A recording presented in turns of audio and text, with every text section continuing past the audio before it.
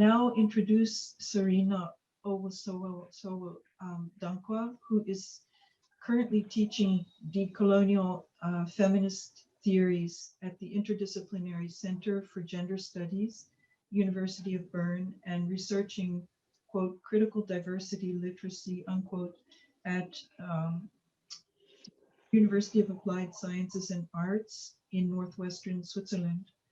She previously held the Sarah Petit Fellowship at Yale University and worked as a cultural journalist with Swiss radio and television. Today, she advocates for the rights and dignity of migrant women, sex workers, and people of color in Switzerland. She is a co-founder of the queer Afrofeminist network Bla Fe, and co-editor of the book Racial Profiling, and author of the very recent path-breaking book, Knowing Women, Same-Sex Intimacy, Gender, and Identity in Post-Colonial Ghana. So I just want to mention that Serena will also be presenting her book in another forum on Tuesday, April 6th. And if anyone wants more information, you can put your address in the chat and we'll take it. Please join me in welcoming Serena. Thank you so much for being here, Serena.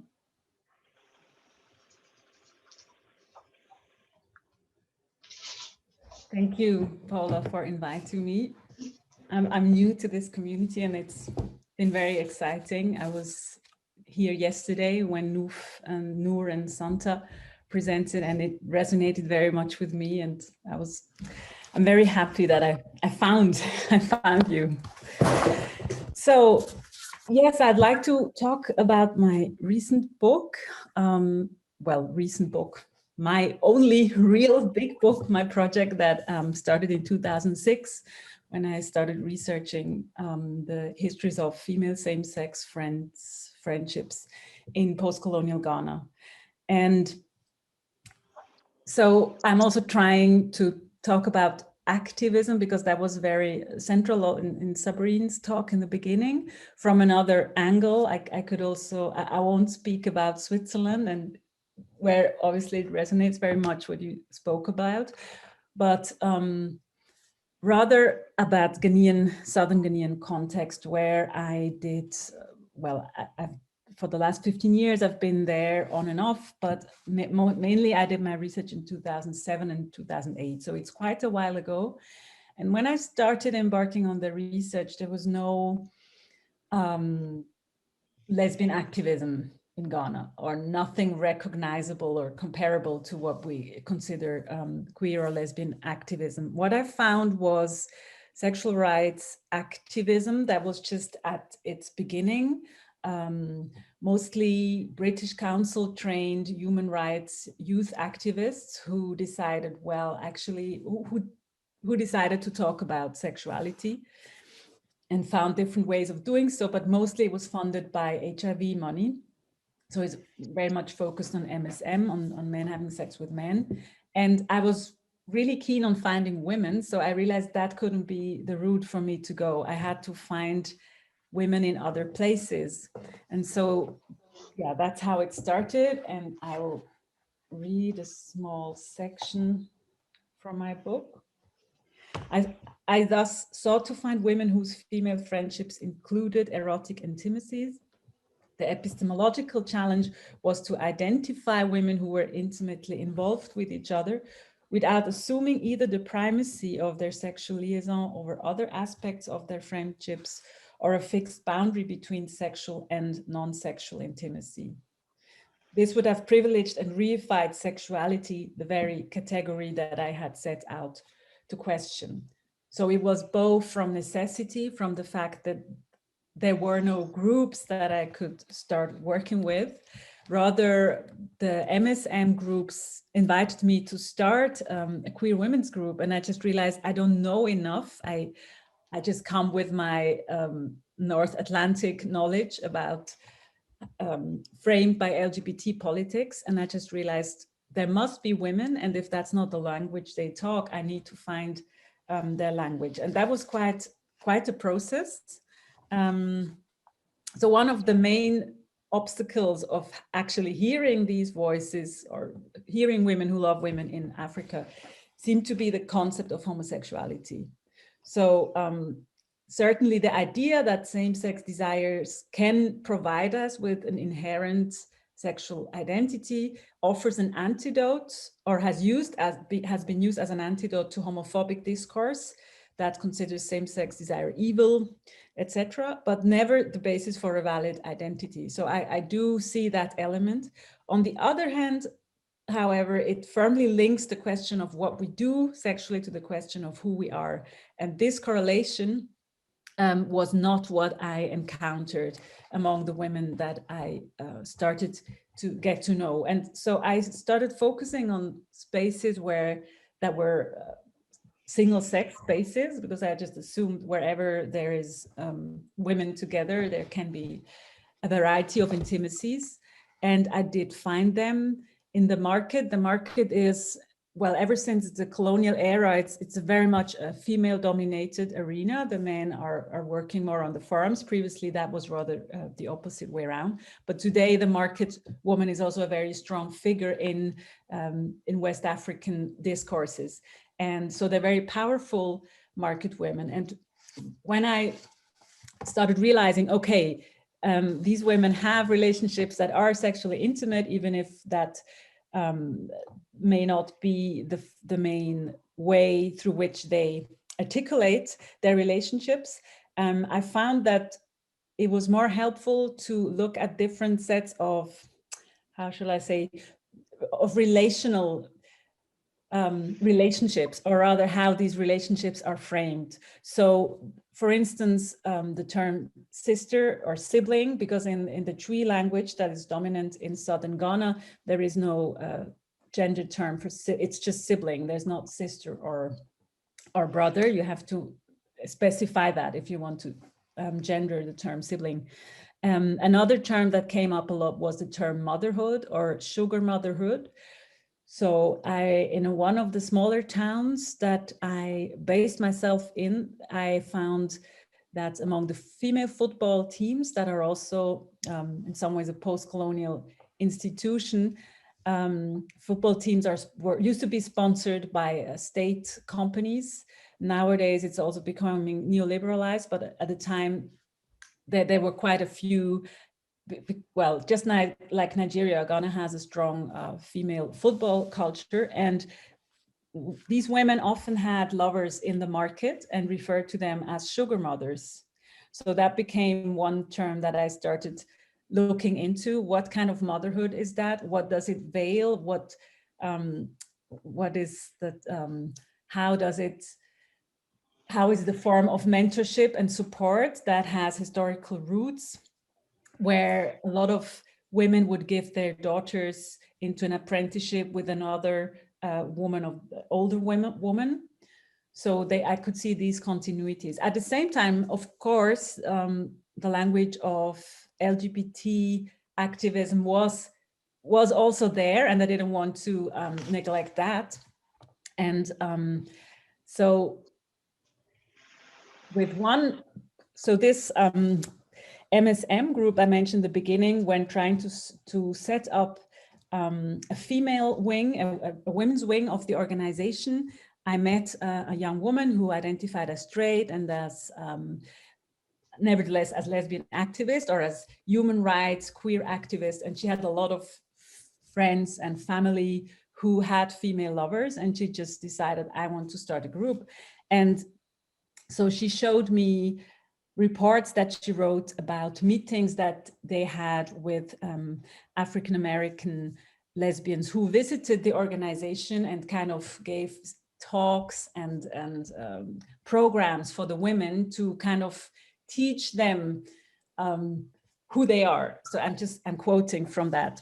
And in one of these reports, she wrote that, and I'd like to quote that.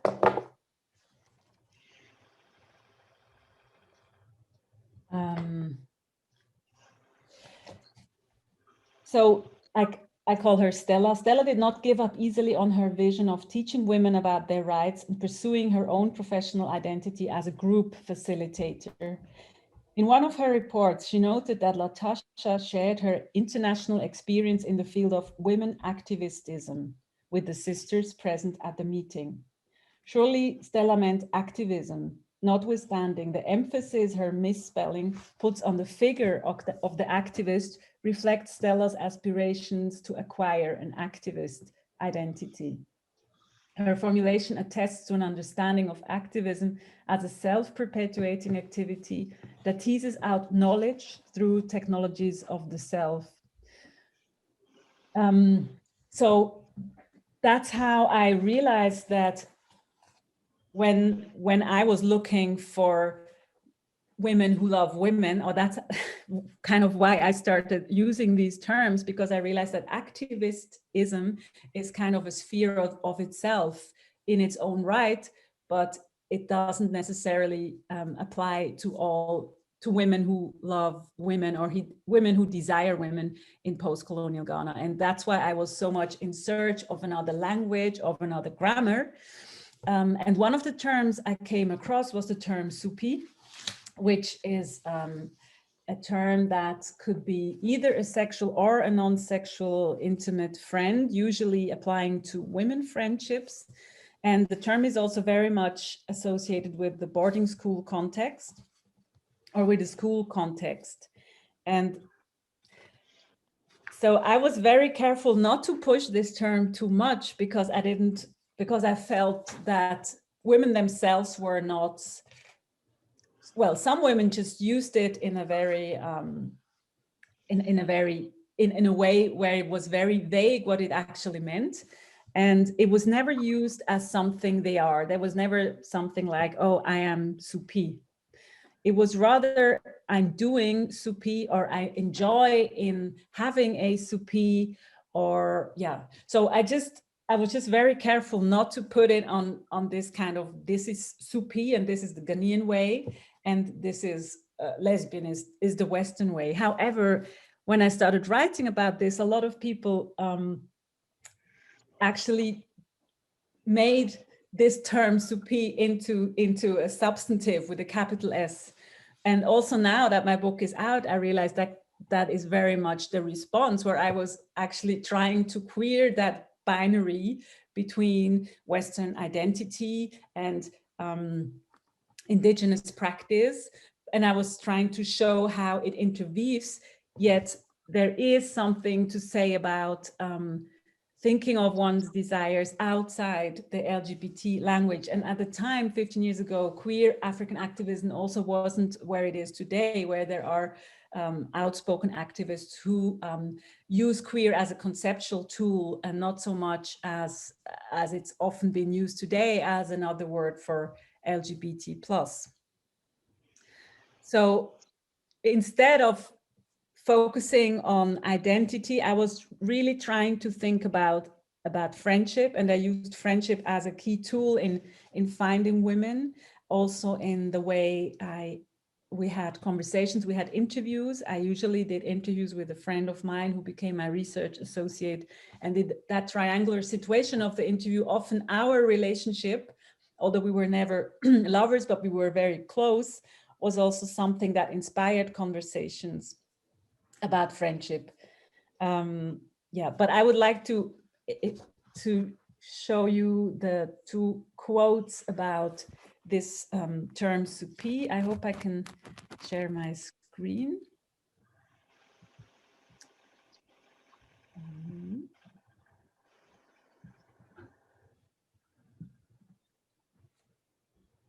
Oh, I think you have to first put it into the slide mode, isn't it? Okay, I'll try again.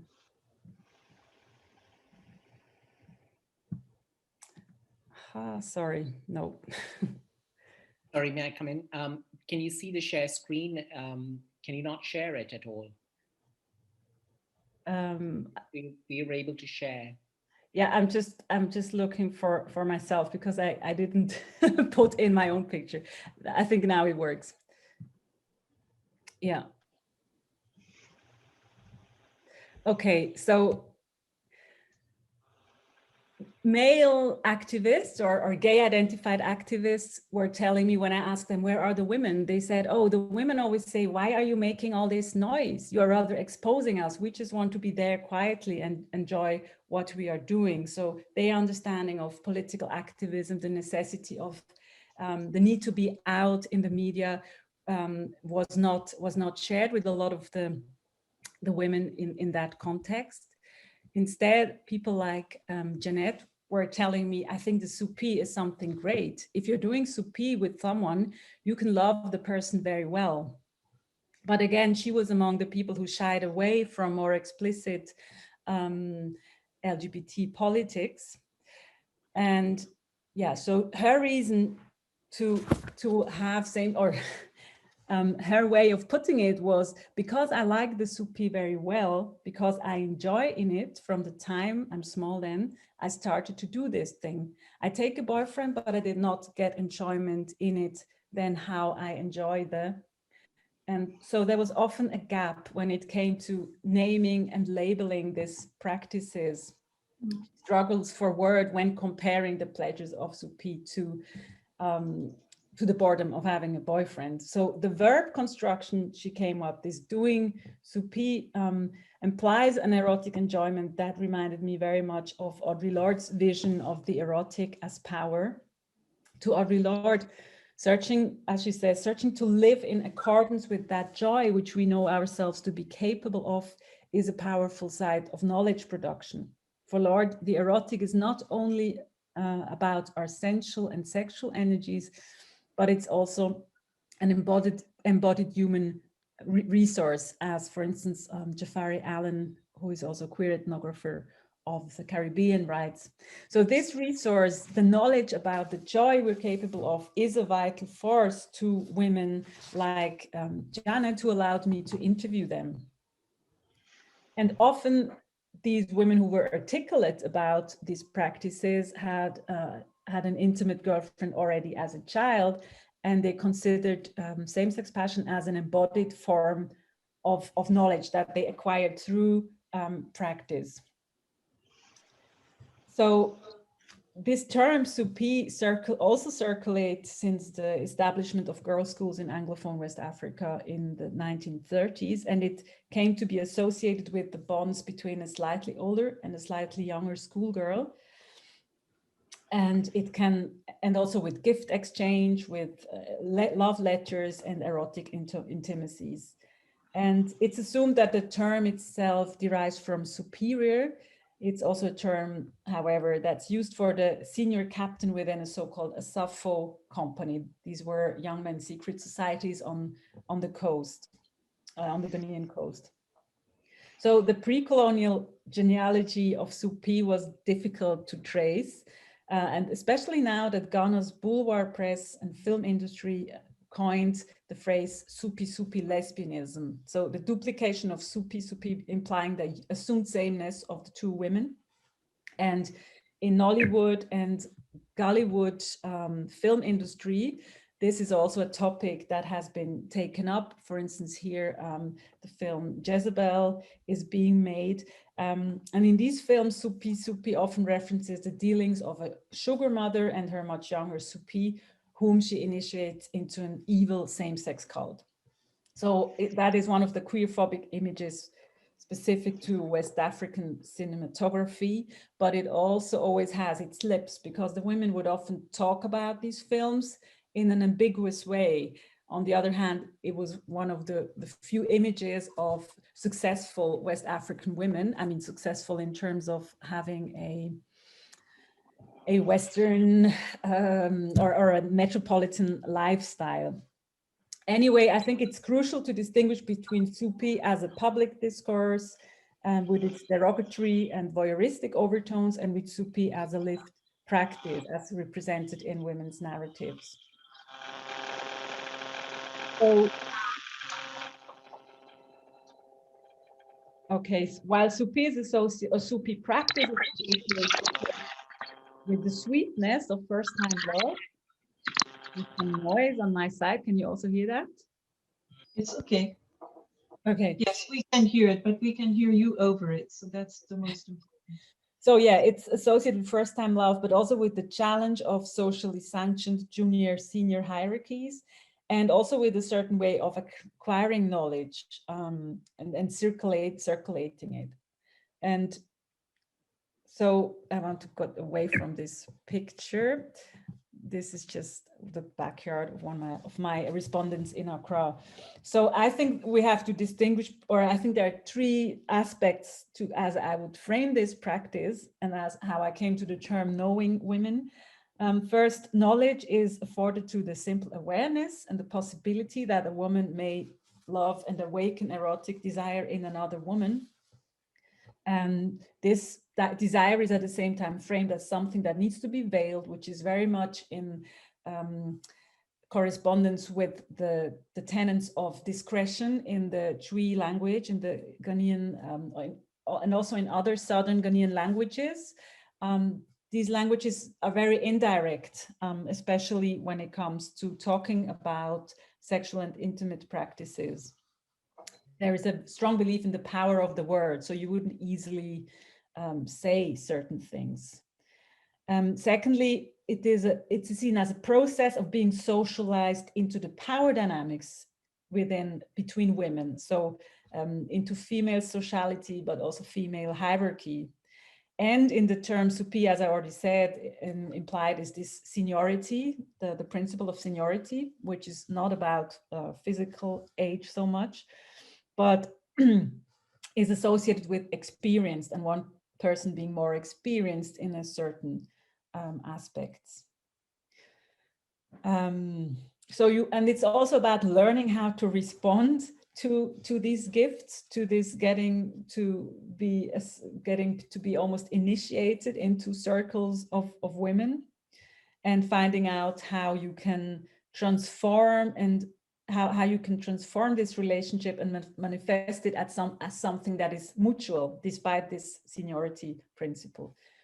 And thirdly, I think the gift metaphor matters a lot, not least because of the cultural assumption that gifts need to circulate. It's not just a dyadic thing. It's not just between two girls, but in many cultures, gifts are expected to be passed on. So it's not just this Marcel Maussian exchange. So it's about passing on both material and erotic gifts that engenders the network that I came across. So actually, I want to go back so I can see you better again. So by the same token, sugar motherhood as a metaphor for a same-sex intimacy across a considerable age difference can veil abuses and violations experienced by younger partners, the younger partner in a relationship. At the same time, the junior partner may also have and test her erotic capital, her erotic powers. And that's something that Gloria Wecker also described, how older lovers are also always wary that their juniors would grow wings. So that's how, in the Ghanaian way, how they would say, and then I grew wings.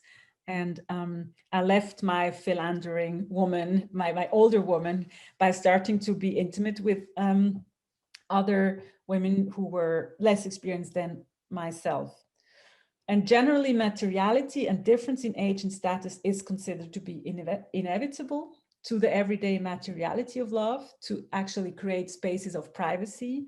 There needs to be one partner, or there needs to be a network who provides you with spaces where you can be intimate, where you can spend the night, but also with just material survival. So sometimes one of the women who I knew, she had a lover who could have been her mother, and she was very heartbroken when they separated. And when I met her again, like 4 years later, and I kind of asked, how did you manage? How did you survive? And I was thinking of the heartbreak.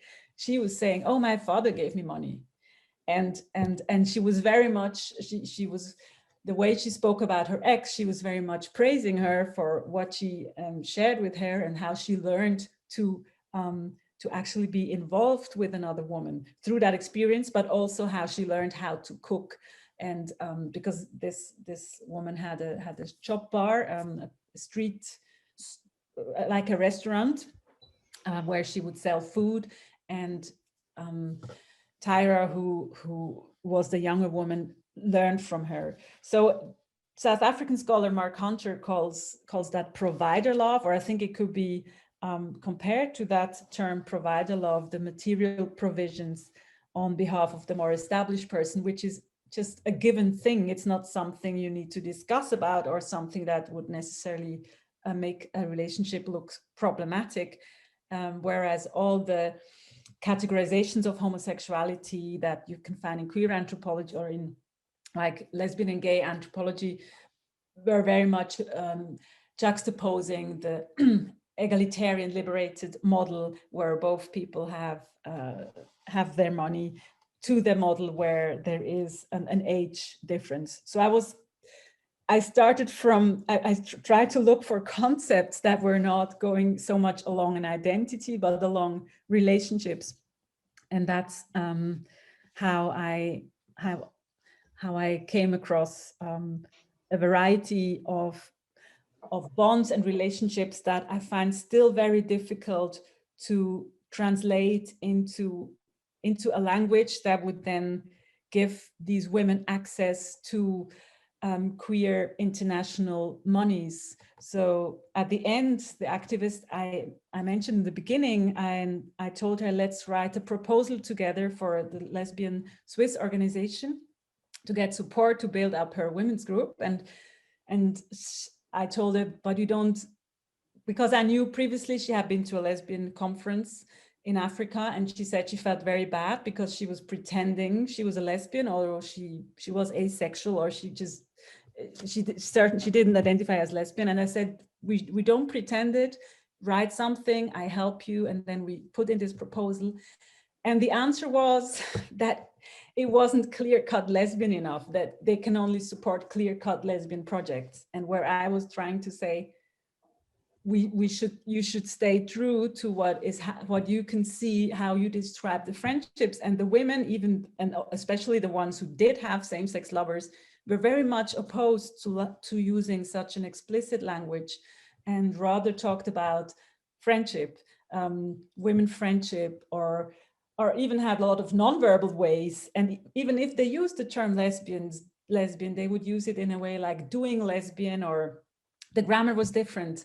And until today, I'm struggling to, and now that the book is out, I realized that there's even more of that, because at the same time, of course, you have homophobia and you need to counter that. And the only available way of doing so seems to be LGBT plus activism. And of course, this language is also taking over. And now that I'm trying to fundraise for a group that have started to exist in the last few years, I realized the women that were in my book, they don't join these groups. There is something new starting, which is a good thing. There is this transnational solidarity also, but it implies that people need to use terms that are legible to those who have the money. And that's just an unsolved problem to me. And I hope I could bring that across a little bit. Thank you. Thank you so much, Serena. And thank you all three of you for your very brilliant analyses.